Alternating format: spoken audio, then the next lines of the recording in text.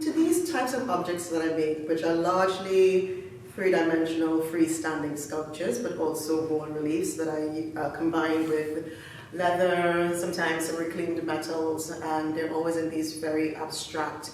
representations, not even representations really, but more embodiments of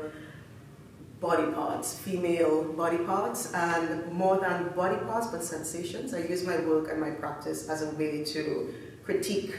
and interrogate how women are reframed as things, and how that thinghood, that bodyhood of women, and that positioning allows for so much extractive culture. It allows for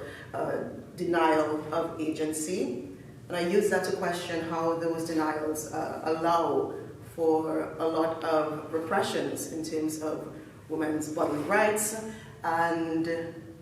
women's reproductive labor. The objects I use are particularly based around assemblage because I am reclaiming metals and reclaiming the tools that are lumped together in this reproductive labor and this care that women are supposed to be tied, locked, and stepped to. So I often use materials from baby prams, bouncy chairs, the objects that inhabit the space that women are supposed to room over and stay within. But I use that in these very contradictory ways where there's a lot of tension within the object, and that tension is meant to call one's eyes, call one's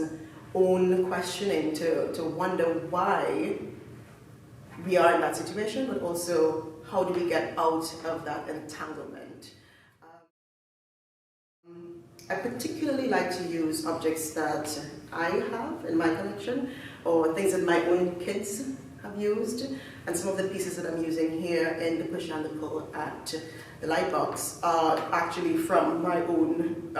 house. And I found it useful to reclaim that metal, reclaim those objects, and give them a new purpose, a sort of new agency to reclaim